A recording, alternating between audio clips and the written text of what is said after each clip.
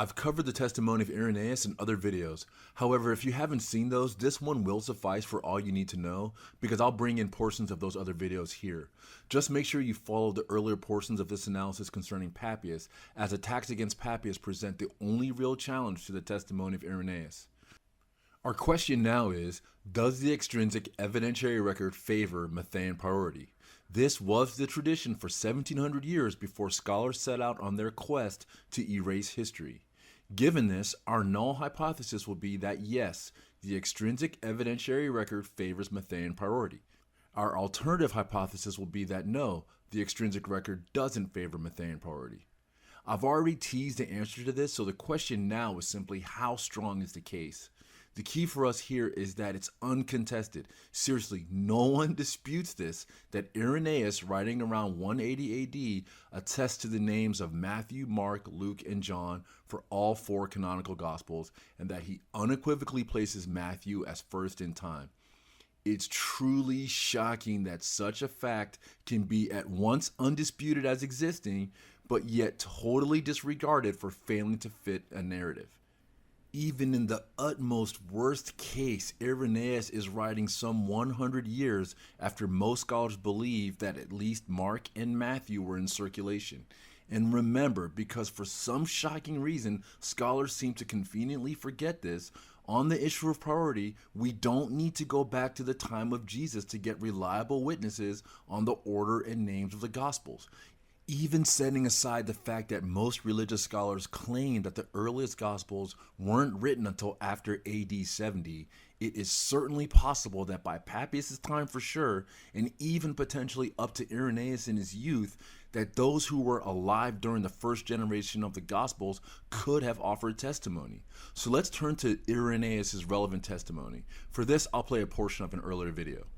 We'll start with the records of Irenaeus, who writes, "We have learned from none others the plan of our salvation, than from those through whom the gospel has come down to us, which they did at one time proclaim in public, and, at a later period, by the will of God, handed down to us in the Scriptures, to be the ground and pillar of our faith. For, after our Lord rose from the dead, the apostles were invested with power from on high when the Holy Spirit came down upon them, and had perfect knowledge. Matthew also issued a written gospel among the Hebrews in their own dialect, while Peter and Paul were preaching at Rome, and laying the foundations of the church. After their departure, Mark, the disciple and interpreter of Peter, did also hand down to us in writing what had been preached by Peter. Luke also, the companion of Paul, recorded in a book the gospel preached by him.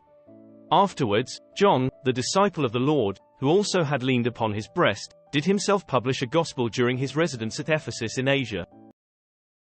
Folks, this is airtight. It's really as straightforward as it gets.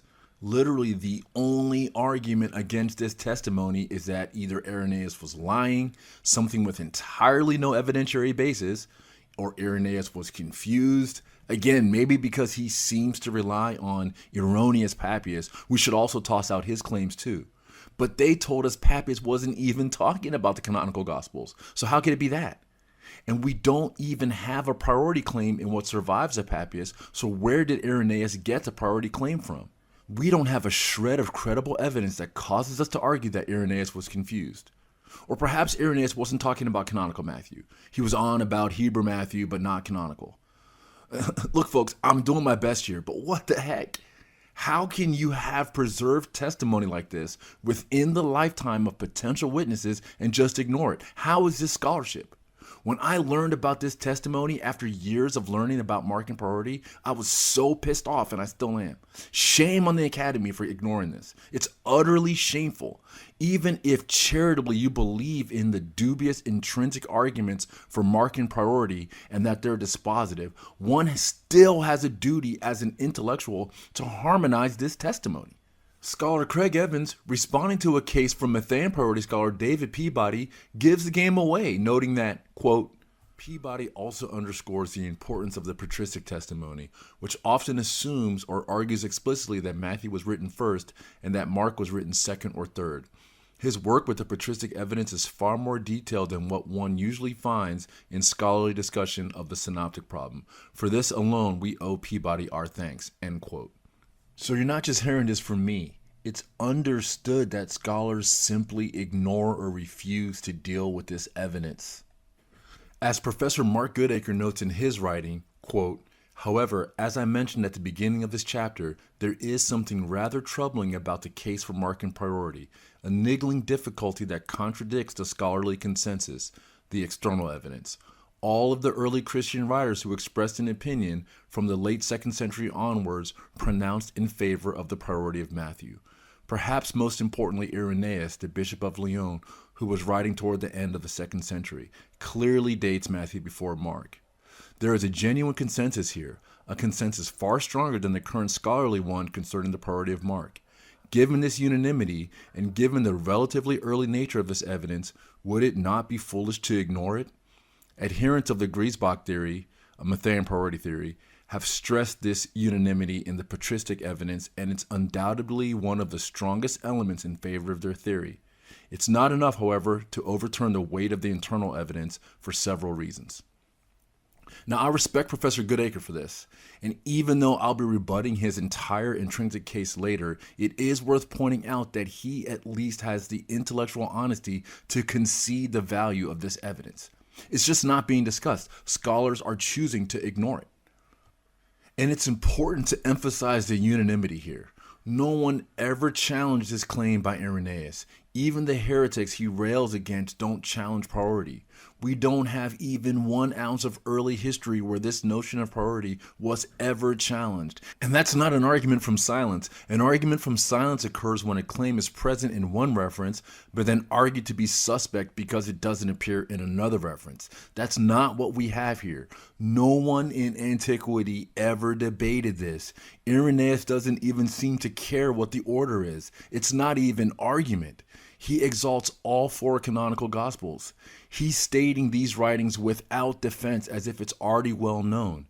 The only baseless argument I can think of here is that scholars want to claim that this was merely thrust by Irenaeus or some other 2nd century apologist onto the otherwise confused and uninformed Christians, and so they would have just accepted any names and in any order. Is that the nonsense we're supposed to believe rather than just what's preserved in the records? Scholars present cases to themselves like this with no shame, and the Academy allows it. So we'll come back to this again for authorship, and boy, you think this is fiery? Just you wait. But this is ridiculous enough on the issue of priority. You don't get to just ignore evidence because you don't like where it leads. That's bullcrap. But even that's not as bad as it gets. It actually gets worse, believe it or not. So shameful that I almost can't even believe I have to say this. But we have another 2nd century historian with preserved testimony making almost identical priority claims. Here's what we get from Clement of Alexandria, whose original work is non-extant, but fragments survive in Eusebius as well. He's writing some 1,700 miles away from Lyons and basically in the same time period as Irenaeus. Again, I'll play a clip from an earlier video of mine. While fragments of Irenaeus' work survive, unfortunately everything we know about Clement of Alexandria on this subject comes from the compilations of Eusebius of Caesarea, writing in roughly 313 AD. Here's what Clement says as recounted by Eusebius. Again in the same books, Clement has placed a tradition of the presbyters from the beginning regarding the order of the Gospels, which goes like this. He said that the Gospels which contained the genealogies were written first, but that the Gospel according to Mark had this occasion. When Peter had preached the word publicly at Rome, and by the Spirit proclaimed the Gospel, those present, who were numerous, urged Mark, inasmuch as he had followed him for a long time and remembered what had been spoken, to write down what was said. And after he had done this he gave it out to those who requested it. When Peter discovered this, he neither energetically prevented it nor urged it on. But John, the last, being conscious that external facts had been exhibited in the Gospels, on the urging of his disciples and inspired by the Spirit, composed a spiritual gospel. This is the account of Clement. Again, Matthew and Luke, the Gospels with the genealogies, come ahead of Mark. Clement does not say which is first between these two, but he is clear that both precede Mark and that John is last. There are a few notable things about Clement. First, he claims to be referencing the tradition of the presbyters or elders. Thus, this is an explicitly different line of tradition than that of Papias, who is not mentioned as a source, and it's also distinct from Irenaeus, also not mentioned. Second, to add to the distinct nature of the tradition here, we get additional different facts, such as the extra details we get about Mark and John. And Clement places the Gospels with the genealogies first. This differs slightly from Irenaeus, which is evidence again that Clement isn't merely drawing his tradition from Papias or Irenaeus. Even if we went with the lazy argument that Clement got his info about Mark being an interpreter of Peter from Papias, the fact that Clement differs on these other details, never mentions Papias, and states that he got his information from primitive authorities all reinforce at the very least an additional separate line of tradition from Papias. This strengthens the case that Matthew came before Mark, complementing the testimony of Irenaeus without contradicting any of Irenaeus' testimony on priority. In any other context, when added to Irenaeus' testimony, this would be ironclad, especially when we consider that Clement's documents are being written, copied, and distributed in a church that is 1,700 miles away. But again, traditional scholars are either being intellectually dishonest or they're unfamiliar with the source material, and either is shameful. Again, it's crystal clear. At least with respect to Mark, Matthew comes earlier. Because the surviving testimony from Clement differs from that of Papias on some minor details, it strains credulity to argue that Clement is merely parroting either Papias or Irenaeus. This is especially so when the fragments that survive in Eusebius make no mention of Clement getting his information from Papias or Irenaeus. In this passage, Clement testifies that Mark was written and circulated while Peter was still alive. Elsewhere, Eusebius seems to offer a slightly different account, more in line with Papias, who testifies that Mark's gospel came after Peter died. But the point is, this is exactly what you'd expect if the tradition sources were different. That strengthens the claim here. I know it's hard for scholars to understand that, but the notion of minor differences in trivial details with uniformity in the main ones cuts in favor of the claims. And if Mark was truly written first, we'd expect to see this in a record that differs on other details. We don't. Sure, perhaps Clement felt the need to apologize for Mark, and so he made up the entire story that it was written during Peter's life, as this would give it more authority if Peter sanctioned it. But again, just call it the gospel according to Peter in that case. Why use Mark at all if that already wasn't associated by mounds of tradition? Perhaps later historians like Eusebius, for dubious apologetic reasons, suppressed the accounts that placed Mark first. But again, why put a gospel linked to Peter, the rock, behind one by Matthew, the tax collector? Sure, we can speculate all we want. After all, conjecture is the primary tool for much of biblical scholarship. But we have no evidence that any of this is the case. Nothing compels us to argue this. And more to the point, it's just not intellectually honest to link Clement, writing from a church 1,700 miles away and roughly at the same time as Irenaeus, to merely slavishly regurgitating Papias or Irenaeus. Note as well that the surviving testimony also makes no mention of a Hebrew Matthew. Now, one might argue that this silence at first is a contradiction. It's not, obviously. Silence like this can't contradict or confirm. But what this also says is that when Clement is referring to the Gospels with the genealogies, he's specifically referring to canonical Greek Matthew and Luke. Thus, Clement, given what survives, explicitly places canonical Greek Matthew ahead of canonical Greek Mark, regardless of one's opinion on a Hebrew original Matthew, Papias, or Irenaeus. Clement alone is essentially dispositive of the priority issue. But combined with Irenaeus, and this is as close to historical certainty as is possible, in any other field and in any other historical context, this would be considered ironclad. This kind of attestation, multiply attested, is pure gold. It's rare, exceedingly valuable, but not to religious scholars. They barely even want to mention it to you. Now, there are a few others to get to for completion, but because they are later and can be argued to be corroborating earlier testimony, we won't assign too much weight to them. Still, none of them go rogue on the priority issue, even though some of them differ on the order of Luke and Mark, as might be expected if the tradition from Papias and others is true, and these documents were written fairly close to one another and well after Matthew.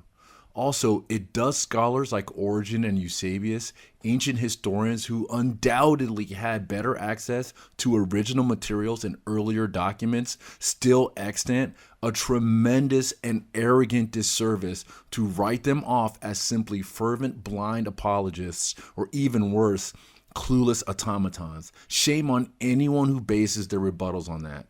Both are in a far better position than anyone today to piece all of this together. Unless we get ahead of ourselves, let's not overemphasize any modern human intellectual advancements either. Evolution doesn't work quite that fast. So, for completion and for the sake of relative brevity, let's quickly look at Origen from Alexandria, writing circa 230s to 240s AD. His original work is non-extant, but fortunately much of it is also now preserved by Eusebius. Now, as a student of Clement, Origen goes on to affirm that Mark is the author who wrote what Peter was teaching and that Matthew was first. We can lazily argue that Origen was merely parodying Clement, but folks, this strengthens the claim. Again, besides being lionized by others at the time and after for his intellect, for example, scholar John Anthony McGuckin describes Origen as, quote, the greatest genius the early church ever produced, end quote. Origen was in a position to review the case from Clement and likely Irenaeus, Papias, and others, and point out discrepancies, challenge previous analyses, etc. Now, you could argue that Origen too was a mindless, zealous Christian automaton, but there would be one major problem with that. The early church condemned Origen as a heretic. Yes, he was condemned as a heretic by Justinian in 543 AD. For reasons beyond the scope here, he was condemned as a heretic, for example, for his belief in the pre-existence of souls and for his arguments that most of the Bible texts are allegorical, etc. What this points out is that Origen was a free thinker. Now, also notably, Origen seldom mentions Clement in his work, and when he does, as scholars note, it's often to correct Clement. In short, there is no evidence in the record that Origen felt duty-bound to restrict himself to the teachings of any prior historian, let alone Clement. Yet still, despite his clear and obvious intellect and demonstrated ability to think for himself and even challenge church doctrine, yes, again, I know that speculative modern scholars need to argue otherwise, Origen affirms the same priority of Matthew. Here's what Origen says on priority. Among the four Gospels, which are the only indisputable ones in the Church of God under heaven, I have learned by tradition that the first was written by Matthew. The second is by Mark, who composed it according to the instructions of Peter, who in his universal epistle acknowledges him as a son. Here, citing tradition he has learned, yes, that strengthens the argument as one who had access to a much wider set of traditional materials than we do today. Origen restates the priority positions of earlier historians, and for repetition, he does not evince even a slight hint that this priority stance was apologetic in nature, nor that there was any dispute or challenge to this, nor that there was any confusion. As we'll discuss later on authorship, the alleged utter chaos and confusion about who wrote the quote-unquote anonymous gospel texts, nothing. Origen confirms the tradition, as do later scholars such as Jerome and many others, all unanimous and without a lick of debate or conflict. So, on the question of whether the extrinsic record in totality favors Matthean priority, we will, as we must, rate this a rare 5 stars. Beyond a reasonable doubt this is true. It's not remotely close, and there's really no valid counterargument. Not much more to say, so let's turn to the intrinsic case. Folks, I really hate to have to cover this given how embarrassing it is for the Biblical Studies Academy. Alright, sorry, I couldn't even do that with the appropriate sarcasm. But look, as discussed, for 1700 years, the historical consensus, uncontested, undisputed, was that the Gospel of Matthew was the first written. Now, I've already been pounding on religious scholarship enough, so I won't lay in to the non-charitable reasons why the entire academy changed their minds on this about 200 or so years ago. Let's just accept that the reason was intellectually honest. If it's not already clear, if we were to stop with the extrinsic record, there would be no credible basis to argue for anything other than the priority of Matthew. Truly, any other argument would be so suspect for its obvious dishonesty as to instantly discredit the proponent making that claim. Thus, the only argument, truly the only possible case for the priority of Mark, is one based on an alleged intrinsic case. As you'll see, that case is so bad as to be baffling, head-scratching. So even though I won't spare religious scholars from the shame of how bad these arguments are, we will, as stated, at least assume good intentions. As stated earlier, we won't cover most of the details of the proofs for the synoptic problem in the interest of time. We'll concede that there is a literary dependence for our purposes here. All I ask, however, is that even with that, we use restraint and caution not to overstate even that case, nor oversimplify what was almost certainly a complex process of drafts and revisions, oral tradition, multiple sources, etc. We're conceding documentary literary relationship as abductively the best argument, but there are others that are worth diving into for those who are interested, including well-reasoned theories that there was no copying at all. And remember, where there are differences and or alleged inconsistencies, that argues more against direct copying than for it. So as discussed earlier, we're not going to permit arguments that both insist that there is direct copying, but then also argue that the differences in analogous passages are necessarily due to different meanings. You must pick one and then abandon the other. Or you can continue to discredit yourself with your blatant dissonance. It's up to you. But we can't cover all of that here in any detail, and we won't get into all the proofs. Nevertheless, some history is important, I dare say critical. So skip it if you truly get it, but otherwise, this might be the most important part of the entire case. The genesis of the shift toward Markan priority began when textual critics began truly digging into the similarities between what we now know as the Synoptic Gospels. It became clear to scholars that there was some kind of literary relationship between the three Gospels of Matthew, Mark, and Luke, such that it was highly likely, beyond a reasonable doubt to them, that one or more copied from one of the others. Obviously, this means that there is one who is the original, and the synoptic problem aims to figure out which one that is. Again, for our purposes, we'll accept all of this as true. But as we go through this part of the analysis, the main question we'll be answering is, despite unanimous historical record placing Matthew first, how is it possible that Mark, writing third after Matthew and Luke, or even potentially second after Matthew, would have omitted so much material from Matthew, butchered Matthew and Luke's Greek, and put forth a truncated gospel that doesn't seem to be serving any purpose if it was in fact third? This question essentially restates the scholarly argument for Markan priority. In short, because religious scholars embarrassingly can't come up with an answer to this question, they argue it must necessarily mean that Mark was first. I'm not overstating this. They can't think of an answer to this question, and so they reason Mark must be first. If that's laughable to you, I don't blame you. But I, as a simpleton and non-religious scholar, can easily come up with an answer, one that's consistent with both the record and which explains these findings. In fact, it explains them better than the contorted theory that Mark must be first. And we don't even need to prove that my theory is true.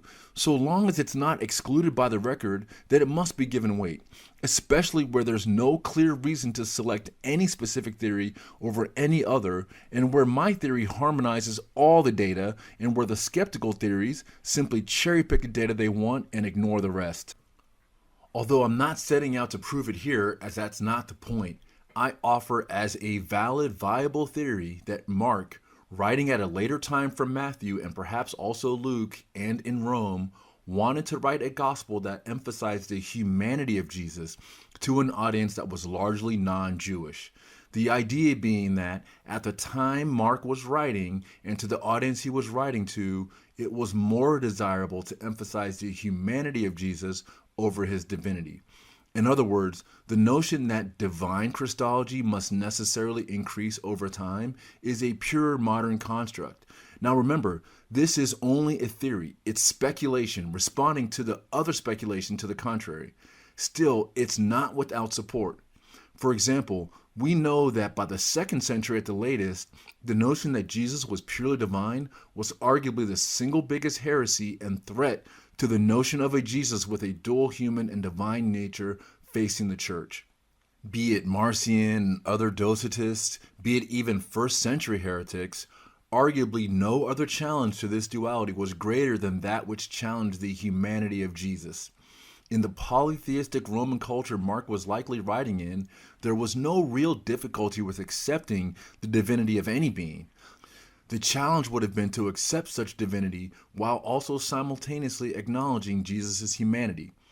Even if we can't, for whatever reason, accept the historical testimony from Papias and others about why Mark was written, the theory I'm proposing here is not only an acceptable theory, it's better than any other theory that either subjugates Matthew II in contravention of the evidence or, as we'll examine, that needlessly and baselessly draws inferences that we don't need to draw, such as one that says that later Gospels must get longer, etc.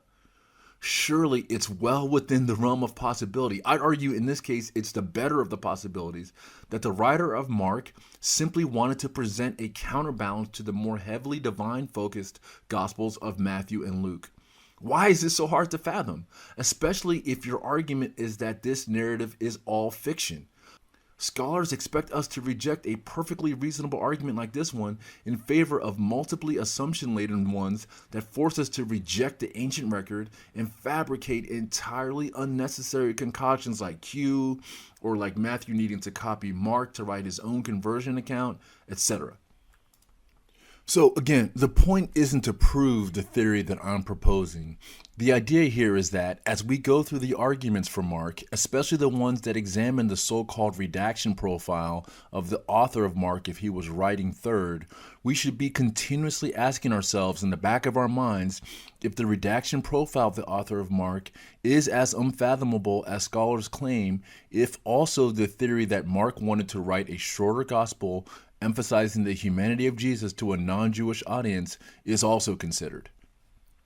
So with that, let's take a look at the intrinsic case for Mark. But let's start by looking at what the arguments that originally turned modern scholars onto Markan priority were and why they're so discredited later.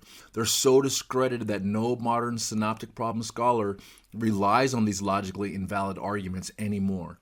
We'll cover those arguments briefly in a moment, but it's worth pointing out up front why scholars are now so desperate and frustrated over the case for Markan priority. Let's look at a summary from none other than perhaps the most prominent modern synoptic scholar, Professor Mark Goodacre, on the state of affairs for the case for Markan priority. He states, quote, "Many believe in the priority of Mark, but few are able to give a good reason for it.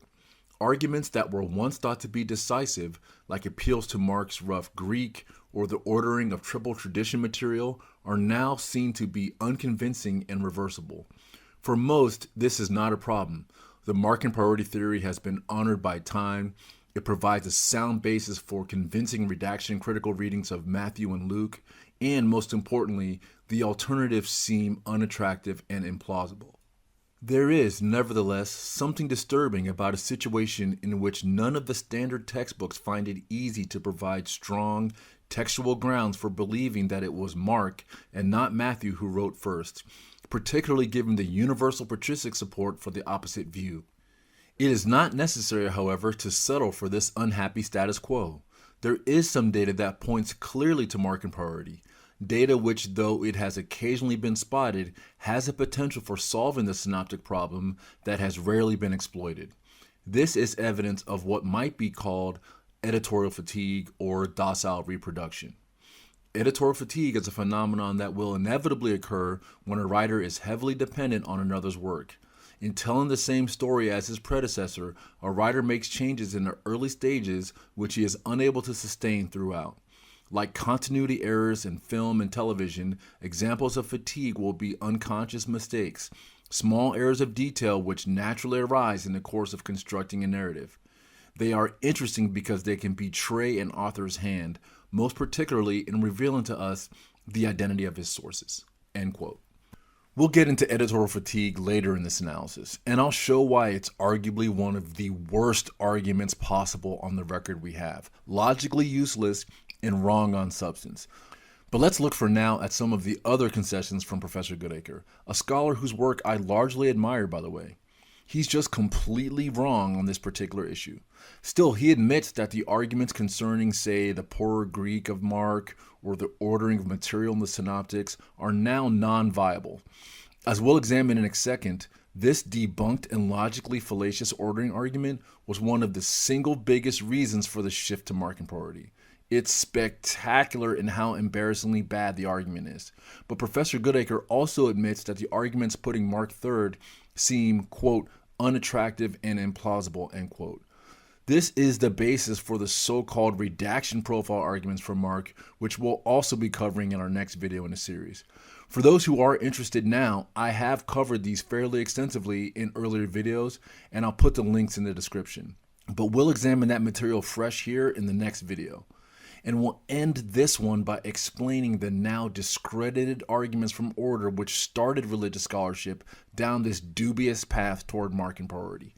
I'll refer again here to some previous work that I've done to lay out the brief historical background on the arguments from order which are now discredited and how we got here. But because these arguments from order are no longer viable to anyone in the synoptic problem landscape, we'll cover this briefly and move on to editorial fatigue and Mark's redaction profile, as there's nothing special to discuss with respect to the arguments from order or really anything else to rebut. These arguments are dead, and I encourage anyone with interest on the history here to do their own deep dive. 94% of Mark is shared with Matthew. 76% of Mark is shared with Matthew and Luke. In fact, only 3% of Mark is unique to Mark alone. So the question is, does this tell us anything whatsoever about who was first? If you recall from the intro video linked above, this is analogous to the situation of the man who found the 3 jars, where each of the jars had similar stories labeled 1 and 2, and the blue and the green jar had a similar story labeled number 3, and the blue jar alone had a story labeled number 4. We observed that this meant that 100% of the text in the red jar was found in the green jar, and only 66% of the text in the green jar was found in the red jar. We asked, since 100% of the red jar text is found in the green jar, does this mean that the red jar text came first? Applied to the synoptic problem, does the fact that 94% of Mark is found in Matthew, but Mark's content is only accounting for 46% of Matthew, mean that Mark came first? We know that this tells us absolutely nothing whatsoever about the order in which these Gospels were written. We know that to argue otherwise would be fallacious. Well, that's exactly what Oxford scholar B.H. Streeter argued in his landmark work on Markan priority in the early 20th century. There were 4 central pillars to his proof, with the first 2 being considered decisive. First was the argument from content, which referred to the fact that so much of Mark was in Luke and Matthew. As we've shown, that argument is logically silly and fallacious. The second argument, the argument from order, bears a little more discussion. Although it's no less fallacious, it's the single most important argument in the history of Markan priority. Without this argument, it's highly unlikely that the nearly 2,000-year consensus that Matthew was first would have ever been undone. At the very least, the unanimous position that Mark was the first gospel written would most certainly have never happened. But before we return to the argument from order, let's wrap up the last 2 of Streeter's arguments. The argument from wording refers to the fact that in the triple tradition, which is the content shared between Matthew, Mark, and Luke, most of the words in Mark are found in Matthew and Luke, either in one or the other or both. Additionally, Streeter observed that Matthew and Luke are more often in verbal agreement with Mark and almost never agreeing with each other against Mark. If it's not already clear, this is a variant of the fallacious argument from content, but it also bears aspects of the argument from order. Finally, the argument from modifications essentially argues that Matthew and Luke appear to be making modifications or improvements to a more quote-unquote primitive Mark. Today, this is the only argument from Streeter that scholars still draw upon. We touched on it briefly in the intro and we'll discuss its flaws throughout the series. If there's anything to be taken from Streeter's argument from order today, it's the finding that Mark is the quote-unquote middle term. Essentially, Mark is always either agreeing with Matthew and or Luke. While this might seem striking at first, we'll show that with respect to priority, this finding is meaningless and can be accounted for in multiple ways. For now, let's discuss Streeter's findings and conclusion. Streeter observed that in the triple tradition, where all 3 are not agreeing, one of three things is found. Mark and Luke agree in order and wording where Matthew does not agree. Mark and Matthew agree in order and wording where Luke does not agree. But Matthew and Luke never agree in order or wording against Mark. Streeter commented that this conjunction and alternation of Matthew and Luke in their agreement with Mark as regards A, content, B, wording, and C, order, is only explicable if they are incorporating a source identical or all but identical with Mark. As discussed earlier, it cannot be overstated how massive of an impact this had on the synoptic problem scholarship. For the next 80 or so years, nearly everyone who learned about the synoptic problem learned that Mark was first, and it was based on this argument. Let's look at an illustration. In these examples, Mark is first, followed by Matthew and Luke. When Matthew follows Mark and keeps Mark's order, and Luke follows Mark but changes Mark's order, Matthew and Luke will not agree in order. On the other hand, if Luke follows Mark but keeps Mark's order and Matthew changes the order, Luke and Matthew also won't agree in order. In both cases, either only Matthew or Luke is agreeing with Mark, and in both cases, Matthew and Luke are never agreeing with each other against Mark. But it wouldn't take long before scholars looking at the issue spotted the logical flaws. About 2 decades after Streeter, and with much less fanfare, B.C. Butler, a Roman Catholic bishop and Oxford graduate himself, would point out that the same observation could be found with Matthew being first. Again, an illustration. This time, Matthew is first, followed by Mark and then Luke. If Mark copies Matthew but changes the order, and Luke copies Mark instead of Matthew but keeps Mark's order, Luke and Matthew will not agree against Mark, and only Luke will be agreeing with Mark. Butler, in fact, showed that any possible arrangement of the Synoptic Gospels could yield similar findings. In short, the argument from order was circular and proved nothing about priority. Without naming Streeter by name, or Lockman, who would later expand on Streeter's arguments, Butler would write that this was a schoolboyish error of elementary reasoning. This would come to be known as the Lockman's fallacy. So to wrap this up, scholars such as B.H. Streeter goofed in assuming that Mark, which shares so much in common with Luke and Matthew, must have been first. It is his presumption, the presumption that placed Mark first, that led to his erroneous and circular analysis. Yes, if Mark is already presumed to be first, then it will appear that it's the only explanation of the data. However, all one needs to do is place Matthew, and to a lesser extent Luke first, and the same findings will be observed. In fact, it's mathematically and logically impossible to determine who was first among 3 accused copiers by simply referring to the intrinsic texts. It's beyond the scope here, and I've touched on this briefly in earlier videos, but the point I'm making here is obvious to anyone who understands the simple math here. There is simply no possible way to logically conclude who copied whom in a case like this without relying on something extrinsic to the texts, because any finding can also be easily explained in reverse. We'll see scholars make analogous mistakes to this when we explore editorial fatigue and also Mark's redaction profile, which we'll be covering in our next video.